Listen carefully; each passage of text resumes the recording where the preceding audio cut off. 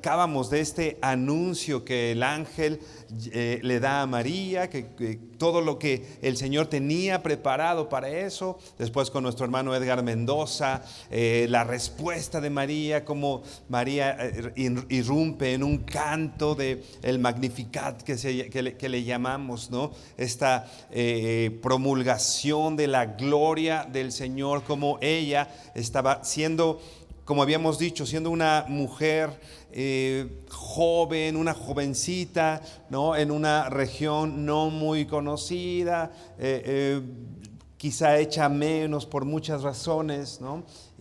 Pero ahora esta mujer estaba en los ojos del Señor para que a través de ella viniera nuestro Señor Jesucristo, Dios hecho hombre, venía a esta tierra. Así que vamos a leer Lucas 2 y hoy vamos a ver Lucas 2 del versículo 1 al versículo 7. Lucas 2 del 1 al 7 y dice así: Aconteció en aquellos días que se promulgó un edicto de parte de Augusto César que todo el mundo fuese empadronado.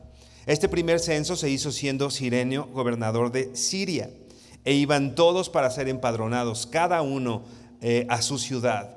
Y José subió de Galilea, de la ciudad de Nazaret, a Judea, a la ciudad de David, que se llama Belén, por cuanto era la casa y familia de David, para ser empadronado con María, su mujer, desposada con él, la cual estaba encinta. Y aconteció que estando ellos ahí, se cumplieron los días de su alumbramiento, y dio a luz a su hijo primogénito, y lo envolvió en pañales, y lo acostó en un pesebre, porque no había lugar para ellos en el mesón.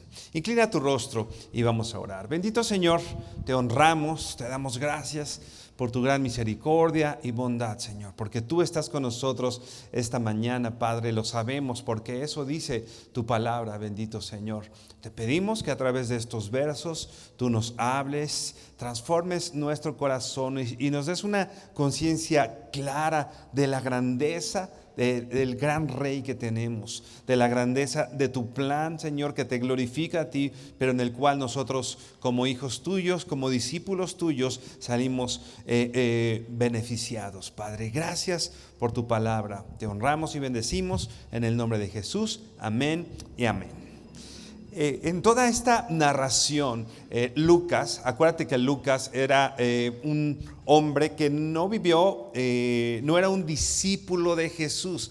Él no vivió con Jesús todo ese tiempo, sino que él tuvo que ir e investigar y tomar testimonios de discípulos, de personas, para escribir el Evangelio de Lucas, y después escribió la carta, más bien el libro de los Hechos, ¿no?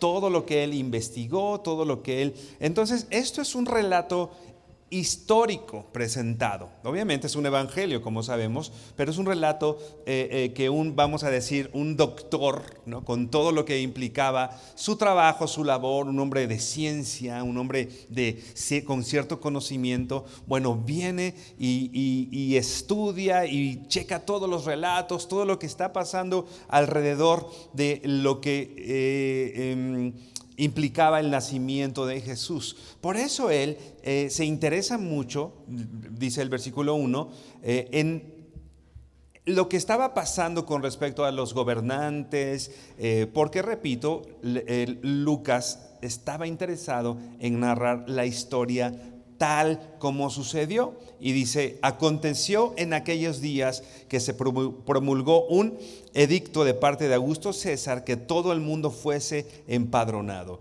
Y empieza a decir, y empieza su relato con aconteció en aquellos días. Recuerda, esta frase no es como la que leemos en los cuentos de había una vez en un lugar muy muy lejano, ¿no? No está diciendo eso. Lucas está narrando un hecho histórico, está narrando historia, y de hecho los nombres, Augusto César, las regiones, todo es algo que históricamente se puede comprobar. Tú puedes ir a la historia y vas a ver que esto no es un cuento, todo esto pasó alrededor del nacimiento de Jesús. Y pasa algo importante, y vas a ver la trascendencia o la importancia de este edicto, ¿no? Dice aquí que se promulgó un edicto de parte de Augusto César que todo el mundo fuese empadronado. Augusto César era una de las personas, o quizá la persona que tenía mayor poder militar probablemente en el mundo en ese tiempo, en esa región. Era alguien muy poderoso, ¿no? Había habido muchos conflictos. Roma, tú te acuerdas, el Imperio Romano había tenido batallas y situaciones, pero para este momento Roma ya estaba establecido como el imperio, ¿no? Muchas regiones, incluida el pueblo de Israel, Samaria, etcétera. Todas esas regiones estaban dominadas por Roma y, bueno, como dice aquí, por Augusto César. Lo que decía Augusto César se hacía, porque él tenía el máximo poder. El pueblo de Israel en ese entonces, tú sabes, estaba gobernado o bajo el gobierno de Roma. Entonces, aunque el pueblo de Israel podía trabajar y tenían, vamos a decir, gozaban de cierta libertad, podrían tener sus sinagogas y podían tener, esta libertad religiosa, pero finalmente parte o gran parte del fruto del trabajo del pueblo de Israel iba para Roma, ¿no? Porque Roma tenía el gobierno, repito, o el poder sobre todas esas regiones. Entonces, para ese momento, Roma ya estaba en una relativa paz, ¿no? Había ciertas insurrecciones o ciertas regiones que buscaban rebelarse, vamos a decir, o quitarse la imposición de Roma. Pero bueno, Roma estaba en un momento próspero, tenía poder sobre las regiones, tenía poder sobre muchos gobiernos, ¿no? Y estaba prosperando, vamos a decir así, junto con Augusto César, junto con la figura de Augusto César, que era el primer emperador tal cual, ¿no? Vamos a decir, con todo ese poder en esas regiones, ¿no? Era el emperador, ¿no? El comandante de todas las fuerzas armadas del Estado. Repito, alguien con mucho poder. Y él entonces, dice el versículo 2, este primer censo se hizo siendo Cirenio gobernador de Siria. Cada región tenía su gobernador, pero todos, repito, hacían lo que decía Augusto César. E iban todos para ser empadronados, cada uno a su ciudad. Repito, todo lo que decía Augusto César se hacía. Entonces él manda hacer este edicto de este censo. Puede haber muchas razones por las cuales hacía el censo, pues para checar cómo estaban las regiones. Repito, con todo el poder militar, muy probablemente buscaba también a jóvenes que pudieran ser reclutados para el ejército y empezar a luchar para poder seguir teniendo ese poder, ¿no? Así que todos, dice aquí, todos, ¿no? No era como que algunas personas podían rebelarse, no era como que algunos decían, hoy no quiero cumplir con esa responsabilidad, ¿no? No, todo mundo hacía lo que Augusto César decía, todo el mundo hacía lo que él decía. Si él daba una orden, todo el mundo respondía, ¿no? No había, repito, hombre con mayor poder. Pero dice el verso 4, Lucas 2, versículo 4, y José subió de Galilea. José, vamos a empezar a establecer o a notar ciertos contrastes, ¿no? El hombre más poderoso, ¿no? Con el gobernador Cirenio también de una región, ¿no? Personas con poder. Y de pronto se aparece José. Alguien, un carpintero, sin mucha, vamos a decir, sin mucha preparación, pero con una misión dada por Dios. Dios estaba y le había dado una misión y había revelado el plan a José. Entonces, ¿qué hace José? Dice, subió de Galilea, de la ciudad de Nazaret, a Judea, a la ciudad de David, que se llama Belén por cuanto era la casa y familia de David. José no estaba en su lugar de nacimiento, entonces él tiene que regresar a Belén para ser empadronado. Cada uno tenía que irse a su región. Y ahí empezamos a ver que el poder que puede tener cualquier gobierno, no reside en ese gobierno en sí, sino en el plan de Dios. Dios había decidido que el Mesías, como vamos a ver más adelante, naciera en Belén.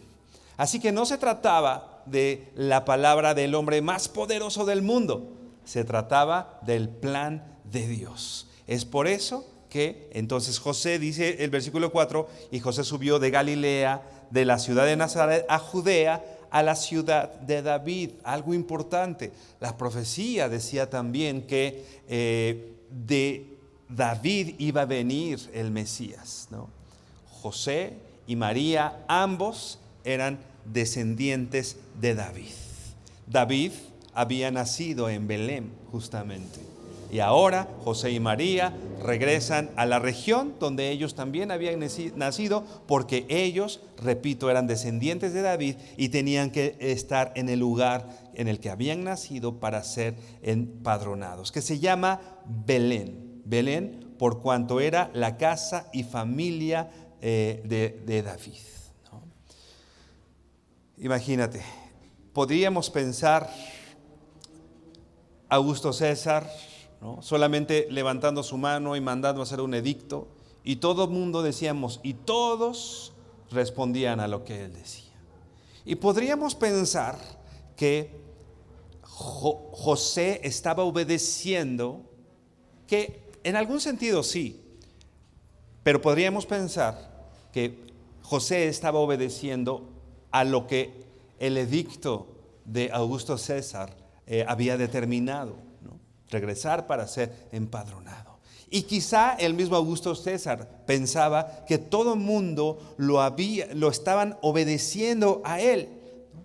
Pero como estamos viendo, Augusto César solo era una herramienta en manos de Dios. Dios había prometido que de Belén nacería el Mesías. Ve por favor a Miqueas 5. Miqueas 5, versículo 2.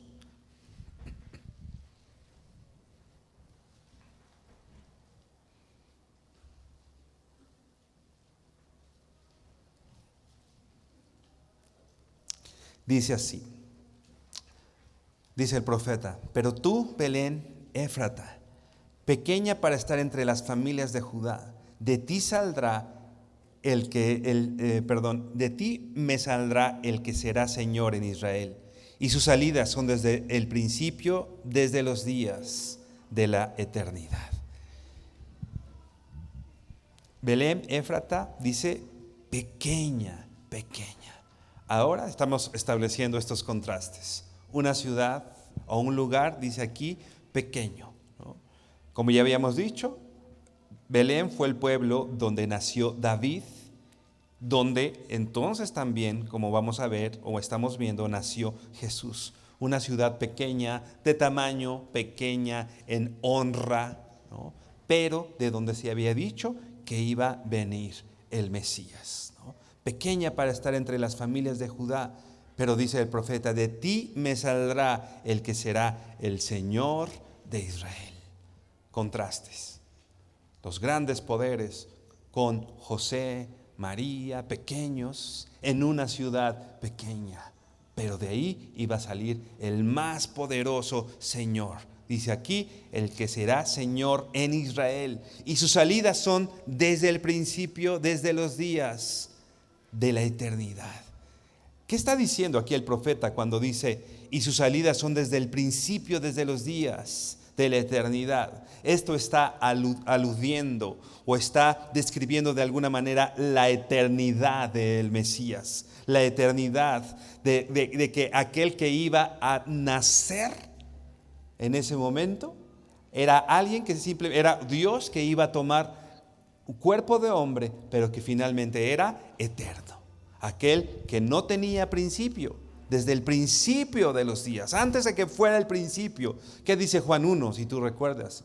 Del principio era el verbo, y el verbo estaba con Dios, y el verbo era Dios. Primera de Juan 1:1 dice cosas muy parecidas, de aquel que desde el principio era. Así que aquel gran Señor que iba a nacer en esta ciudad pequeña era Dios hecho carne. Dios hecho carne. No sé cómo te suenen estas palabras. Dios hecho carne. A veces no dimensionamos y estamos muy acostumbrados a esto porque, bueno, la doctrina dice esto, la Biblia dice esto, y nosotros pensamos que es algo muy... Es una verdad muy común con la que convivimos. Pero yo te invito a que quites de tu mente cualquier prejuicio o cualquier cosa antes contada y pienses en esta verdad. Dios se hizo carne, con todo lo que esto implica, ¿no? Imagínate, por supuesto ni siquiera es comparable, pero imagínate, tú te levantas, ¿no?, a la hora que decides levantarte, ¿no? Tienes hambre, comes, ¿no? Decides o podrías decidir qué haces tus fines de semana, decides a qué horas vas al baño, ¿no? Imagínate tú con la conciencia que tienes hoy tomando el cuerpo de un bebé, ¿no? Imagínate, con la conciencia que tienes, ¿no? Un bebé no decide a dónde va. A un bebé le tienen que cambiar los pañales, ¿no? Y si los papás por ahí son un poquito descuidados, hay bebés que pasan con su pañal sucio un buen rato, ¿no? O con eso de la economía, no, pues sí, aguanta otra, mejor nos esperamos, ¿no? Y es llevado y come a la hora que el papá decide que coma, ¿no? Imagínate, pensando en tú, imagínate yo en el cuerpo de un bebé. Ahora imagínate Dios, el todopoderoso, el soberano, el creador del cielo y de la tierra, tomando forma de un bebé, con todo lo que esto implicaba. El eterno. Como hemos visto, Augusto no era realmente el poderoso. Quien era poderoso era Dios, para hacer que el Mesías viniera de la ciudad que él había dicho que iba a venir, ¿no? Si tú te acuerdas en esta narración, cuando Jesús está frente a Pilatos, ¿no? Y Pilato lo está entrevistando, ¿no? Y le dice, no me hablas, ¿no? Pedía una respuesta, ¿no? Y Pilato le decía, pero no me hablas, ¿no? Y Pilato le decía a Jesús, ¿no sabes que yo tengo el poder sobre tu vida? ¿No sabes que yo tengo poder para dejarte libre o para crucificarte? ¿Y no me hablas? Y te acuerdas de la respuesta de Jesús, ¿no? Jesús decía, no puedes tener ningún poder si mi Padre no te lo concediera, si Dios no te lo concediera. ¿Y sabes qué, hermano? Es algo que nosotros debemos tener claro hoy. Ni el presidente, ni el de Estados Unidos, ni el de Rusia, ni el de México, nadie está por encima del poder de Dios. Habíamos dicho, 2 jóvenes huyendo. Muchos dicen que a José no le costó mucho trabajo salir de donde vivían, porque si tú te acuerdas las condiciones en que María se embarazó, ¿no?, del Espíritu Santo. Imagínate cuando llegaban con José, oye José, que está embarazada María, ¿no? ¿Qué respondía? ¿No? Sí, pero es del Espíritu Santo, ¿no? ¿Te imaginas? ¿Te imaginas las burlas? Estaba diciendo una verdad, pero imagínate, bueno, si hoy llega alguien contigo a decir, no, pues si no le creemos, ¿no? Pero era cierto, ¿no? Pero era cierto. Imagínate todas las veces que José tuvo que dar una explicación. Entonces de pronto le dicen, pues el empadronamiento y tienes que ir a Belén, pues vámonos, ¿no? Mejor vámonos para allá. No sabemos, eso lo estamos deduciendo con cuánta facilidad, pero el hecho es que José vivía en una región y tuvo que ser trasladado a otra región, y esta obra no la hizo Augusto César, esta obra la hizo el Espíritu Santo a través, usando como un peón a el hombre más poderoso en ese momento en el mundo. ¿Te das cuenta? El hombre más poderoso. Piensa quién creas tú que hoy es el hombre más poderoso del mundo, ¿no? Quizá lo tienes en mente. ¿Sabes qué? Él obedece al eterno Dios, ¿no? Al eterno Señor, que nos gobierna y que tiene cuidado de ti y de mí. Tú y yo somos pequeños, ¿no?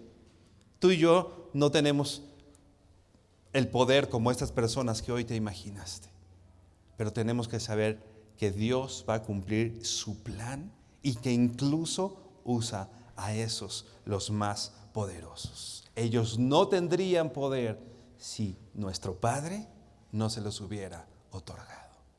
Así que cada decisión, hermano, cada cosa que tú veas que pasa, tu jefe, ¿no? Las situaciones que ves alrededor, ¿sabes qué? Todo lo hace Dios con un propósito, con un propósito. Y ese propósito es que tú y yo nos parezcamos cada vez más a Cristo. No sé, en otro punto puedo pensar, híjole, mi esposa embarazada y ahorita salir de aquí, ¿no? Un viaje largo que no era precisamente en avión, ¿no? Imagínate viajar con una mujer embarazada en la noche, en el frío, ¿no? Imagínate, no era algo sencillo. Entonces, finalmente Dios había ocupado su poder y a su espíritu para que ese gran imperio, para que ese gran gobernador hiciera lo que Dios decía, ¿no? Este joven fue llevado por Dios, repito, a Belén, ¿no? ¿Alguna vez nos hemos sentido entonces así insignificantes, ¿no? ¿Alguna vez te has sentido sin importancia entre todas estas personas poderosas? ¿Sabes qué? Dios hace todas las cosas para aquellos, dice Romanos, ¿no? Porque todo obra para bien para aquellos que han sido llamados por el Señor. Así que cada decisión que tal vez tú no entiendas de las autoridades, de los poderosos de este mundo, hermano, no son por eso.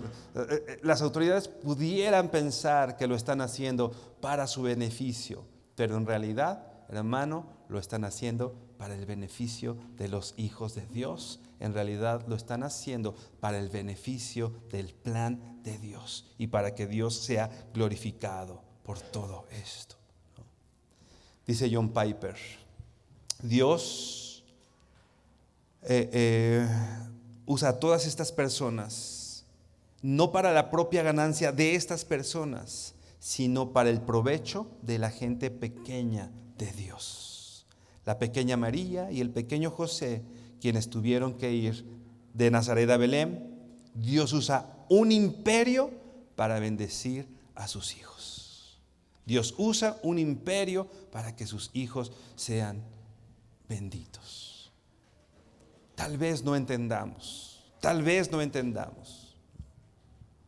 Tal vez no entendemos ciertas situaciones. Señor, yo no entiendo. Y puedes decirle al Señor, Dios, yo no entiendo por qué está pasando esto. Pero tienes que saber que no pasa nada sino el plan de Dios. Lo único que pasa en esta tierra, solo se cumple el propósito de Dios en esta tierra. Regresa por favor a Lucas 2. Vamos a leer versículos 6 y 7. Lucas 2, versículos 6 y 7.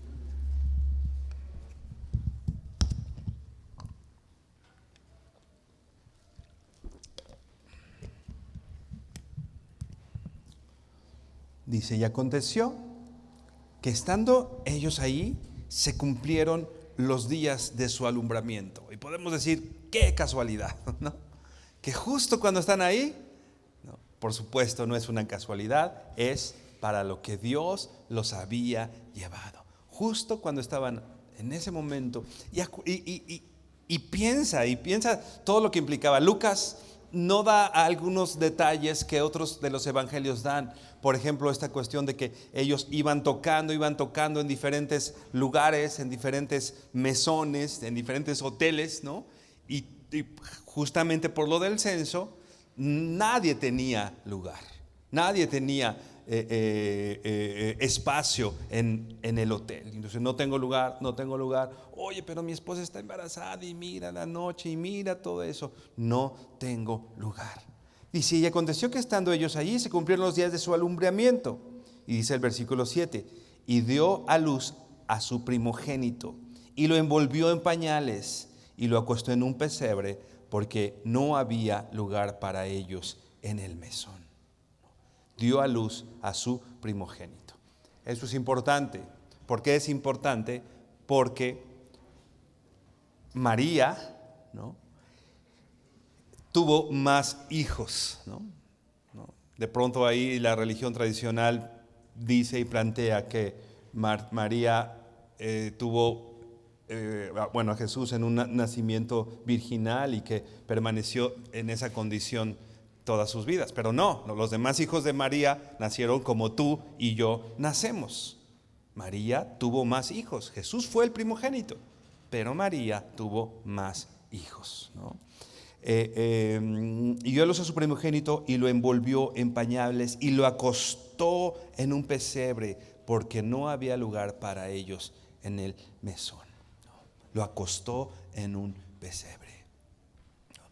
Por supuesto, en ese tiempo no había las condiciones en los hospitales como hoy las hay, ¿no? Pero te imaginas, ¿tú qué quisieras, ¿no?, para tus hijos? Si tú has tenido un hijo,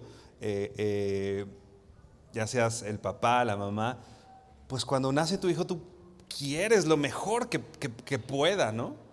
Pues quizá el hospital el mejor, ¿no? El que a las posibilidades pudiéramos, ¿no?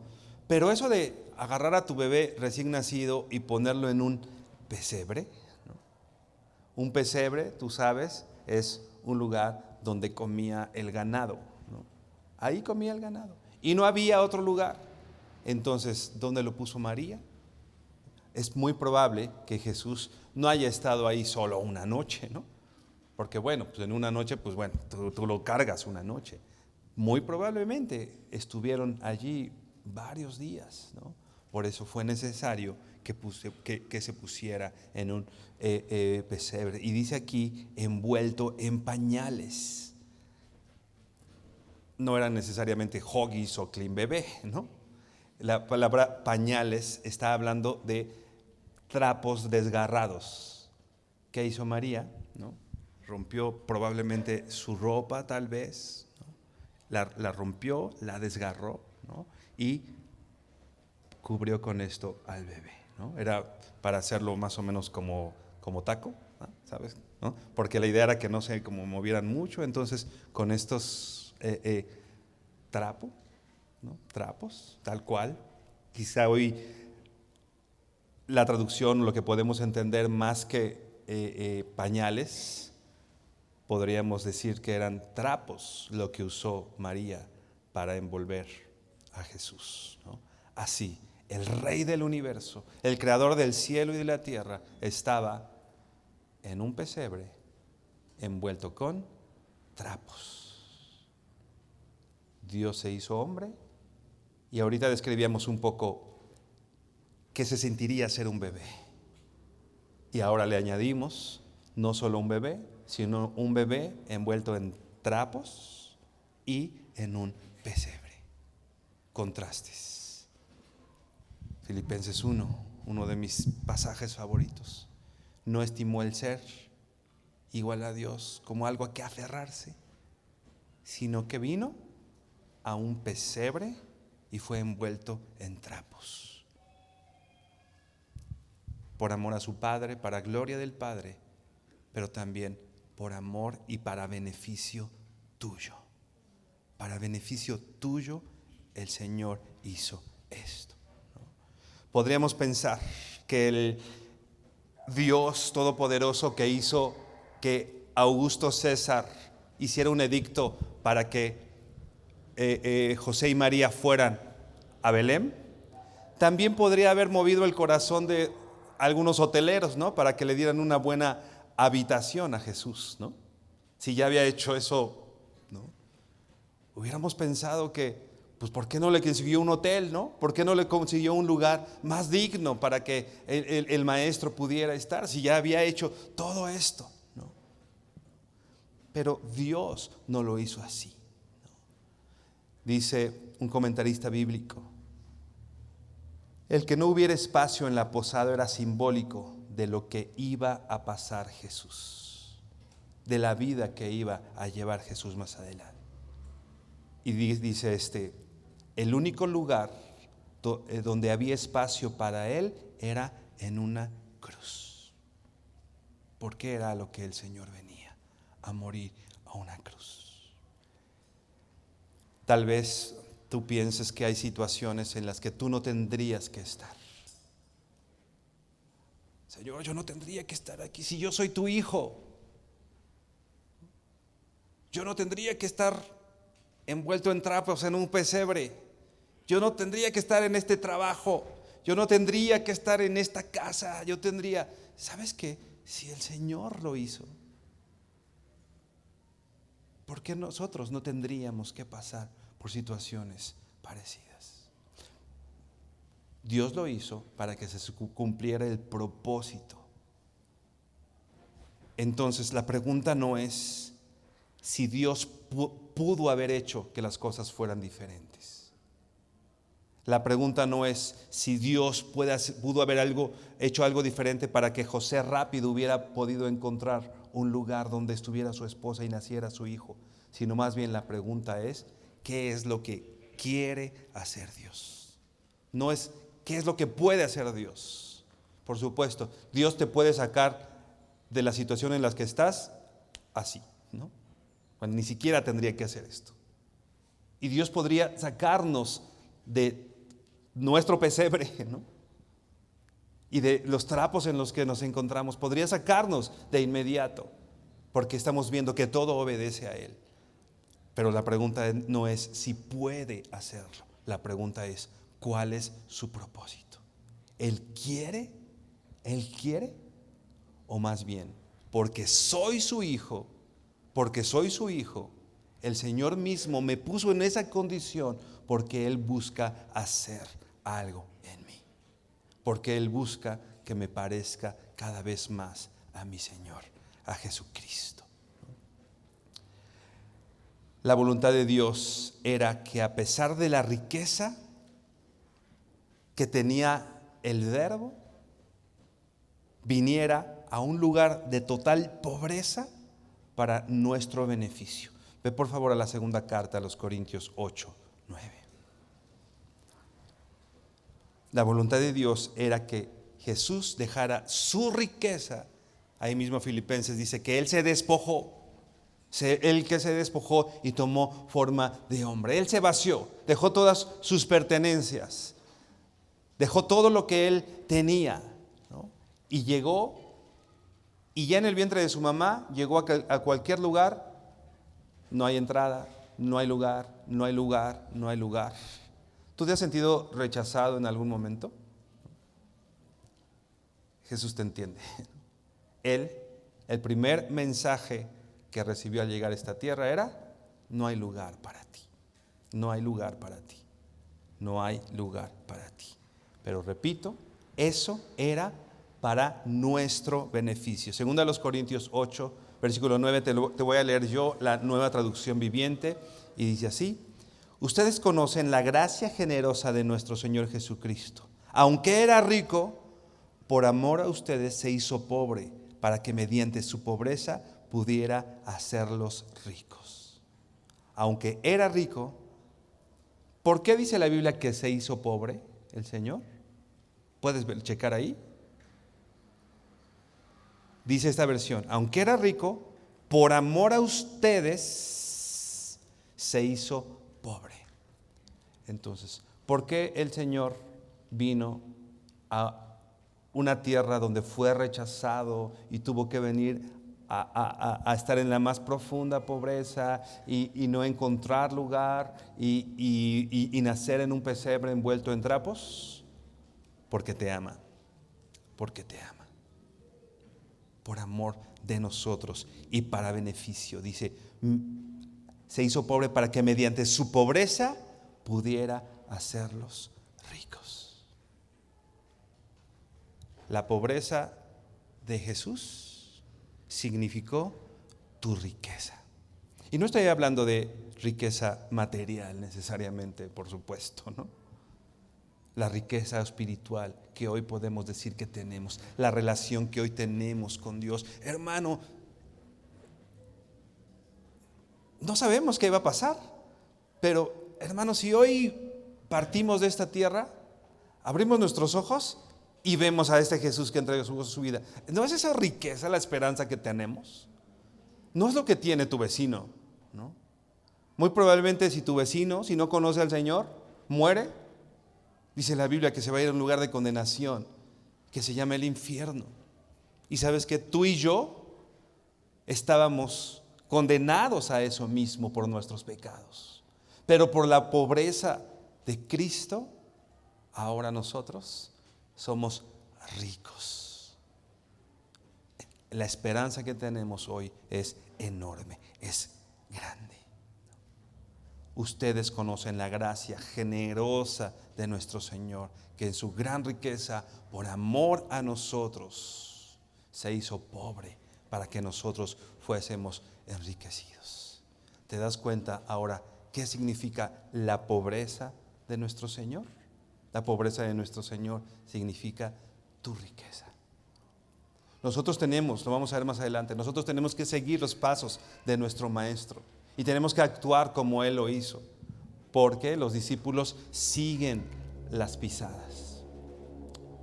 Y podríamos empezar a plantearnos tu pobreza o esa autohumillación, porque Jesús decidió hacerlo, ¿no? Él no fue así como que el Padre lo mandó y él, no, Él decidió, Él puso su vida por ti, Él decidió venir en esas condiciones para tu beneficio. Podemos pensar hoy y plantearnos, ¿estoy dispuesto a ser como mi Maestro y a experimentar pobreza para que alguien más resulte beneficiado? Hermano, es que ni siquiera le queremos dar nuestro lugar, ¿no? Ya deja tu pobreza, ¿no? Hay veces que ahorita en las reuniones, ¿no? Todos pasen por sus tacos, ¿no? Y todos, pum, pum, pum, pum. ¿Quién sabe si los demás comieron, no? La pobreza del Señor implicó nuestra riqueza.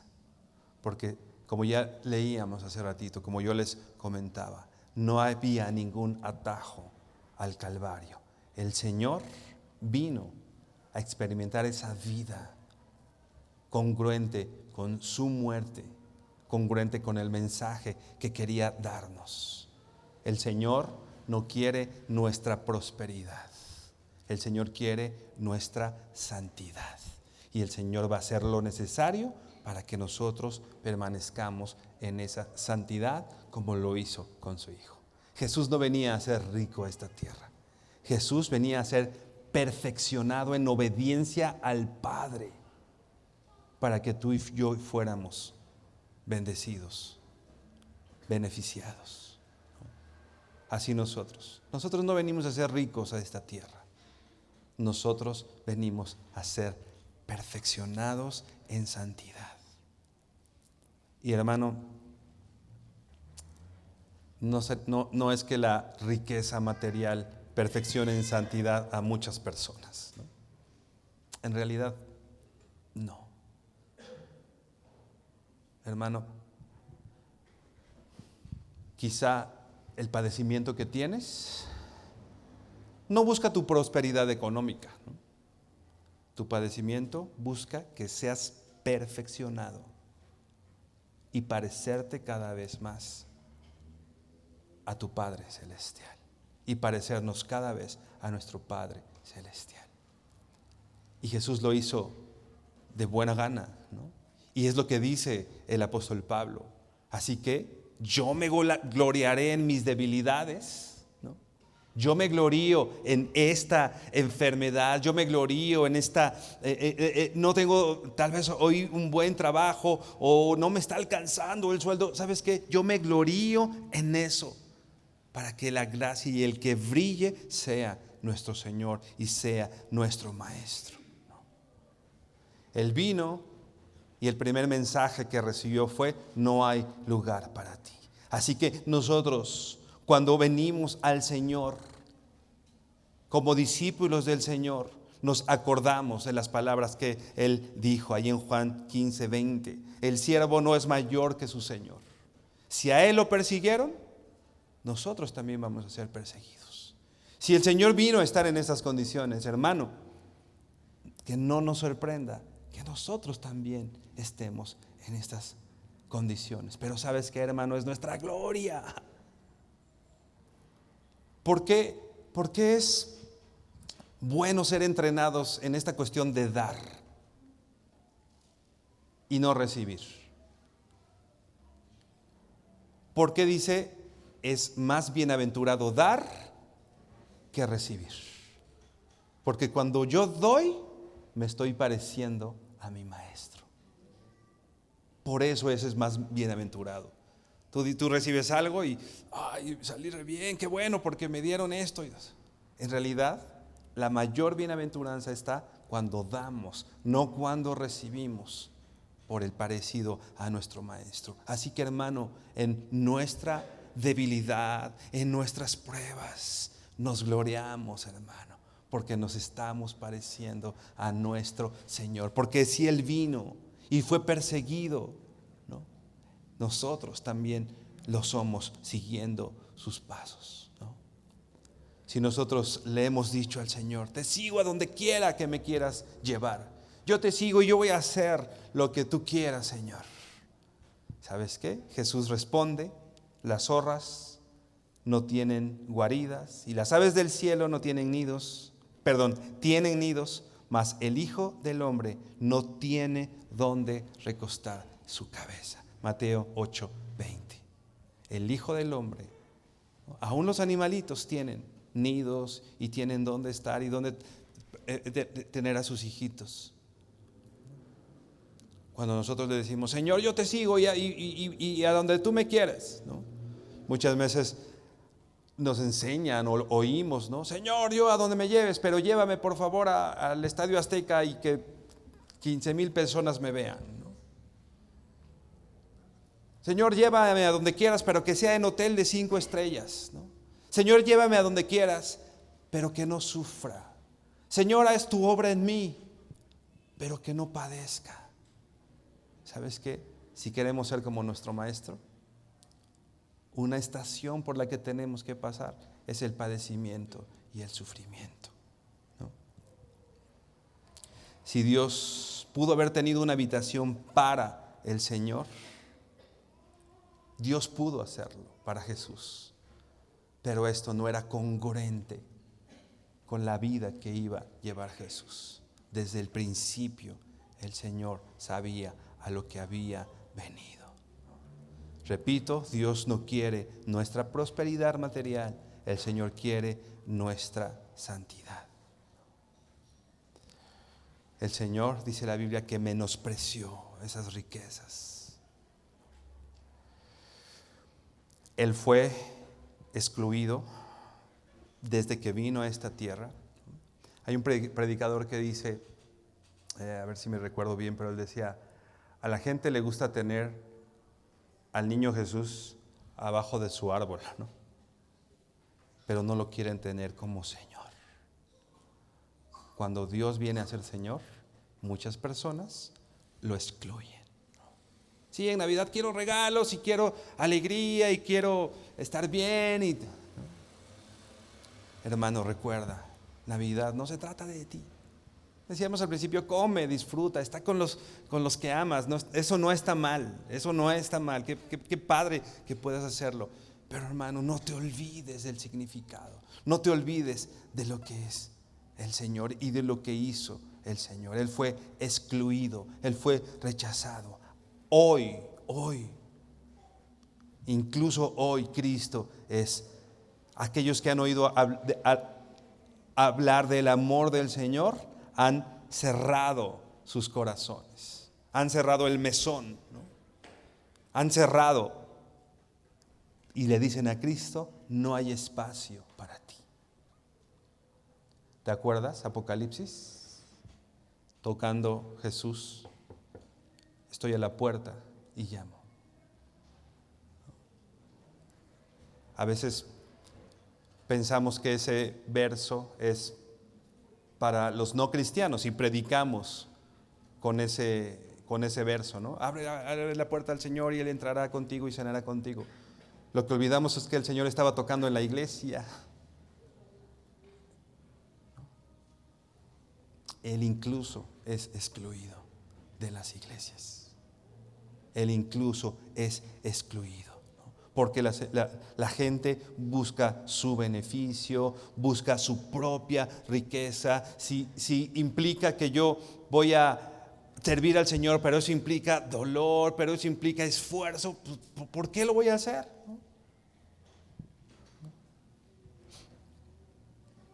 Incluso en Navidad Jesús es reemplazado por Santa Claus, ¿no? Ve por favor a Juan 1, del 6 al 12.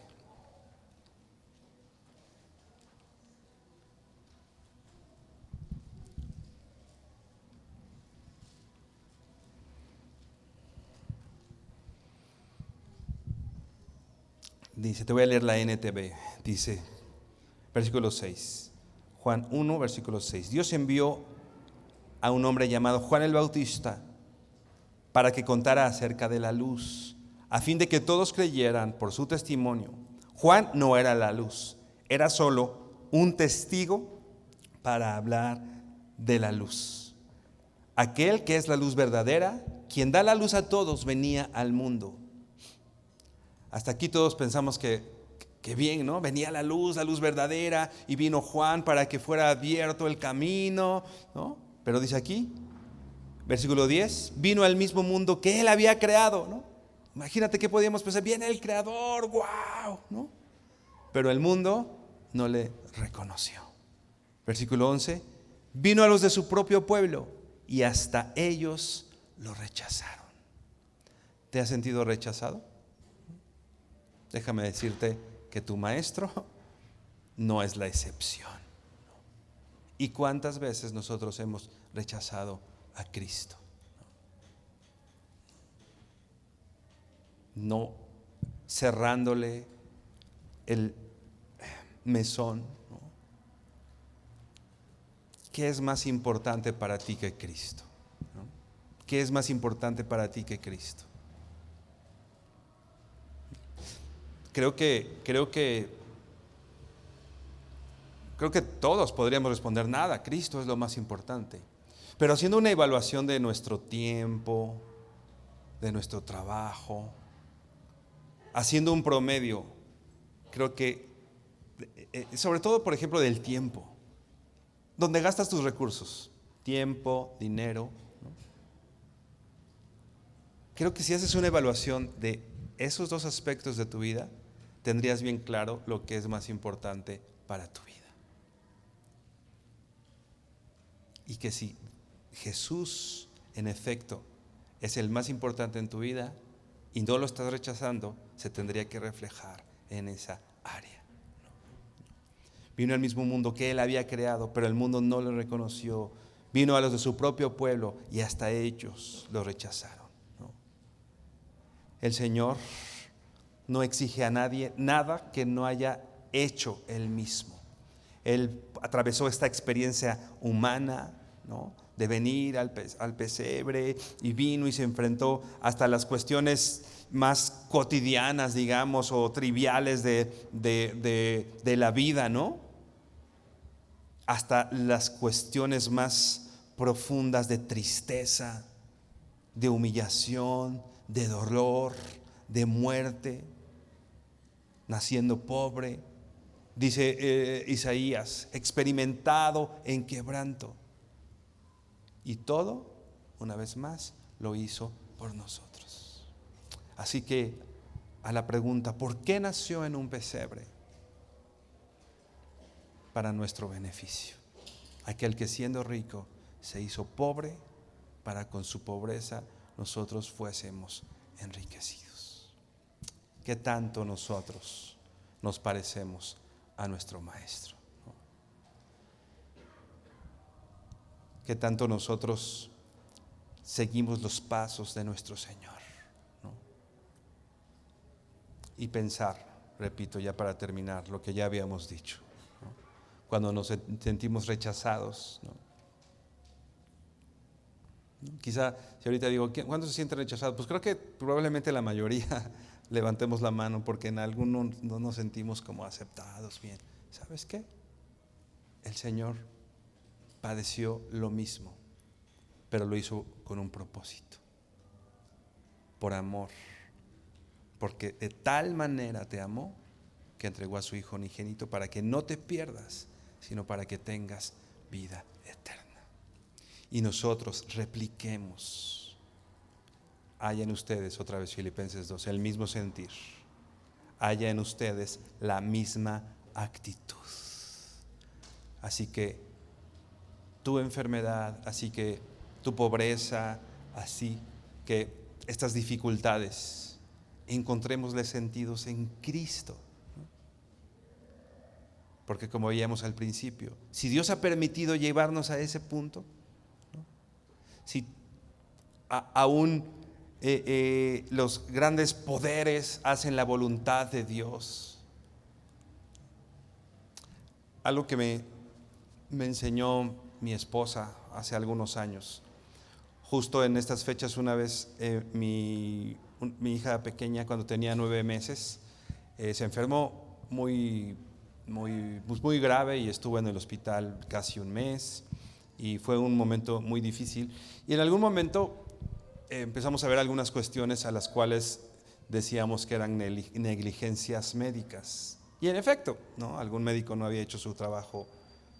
Pero algo que me enseñó mi esposa y me dijo, y que me sigue recordando muy seguido, me dice, ¿sabes qué? En el Señor no hay negligencias médicas.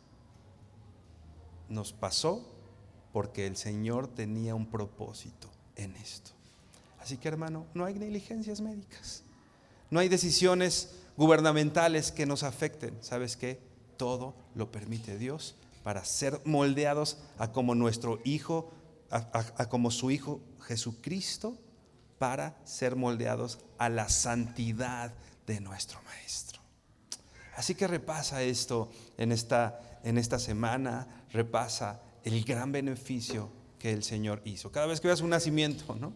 Cada vez que veas un pesebre por ahí que están, recuerda lo que hizo Cristo. Recuerda que fue a padecer humillación y pobreza para que nosotros seamos enriquecidos. Inclina tu rostro y vamos a orar. Bendito Señor, gracias porque eres bueno, Señor. Gracias por tu misericordia y amor, Padre. Gracias porque tú, teniéndolo todo y siendo Dios soberano sobre todas las circunstancias, sobre todos los gobiernos, aún los gobiernos más importantes, Señor, todos obedecen a tu grandeza, todos obedecen a tu voluntad. Todos ellos hacen absolutamente todo lo que tú quieres, Señor. Gracias, Señor, porque nosotros estamos confiados en eso. Y que si alguna decisión ha afectado, tal vez para mal, algo en nosotros, Señor, alguna decisión fuera de nuestras manos, alguna decisión de las autoridades, Señor, sabemos que todo esto es para nuestro bien Si tú permites que yo esté viviendo todo eso, es para que yo sea moldeado a la imagen de tu Hijo Jesucristo y cada vez parecerme más a ti, Señor. Gracias por tomar forma de hombre. Gracias por ir a un pesebre y enseñándome el valor de la humildad, Señor.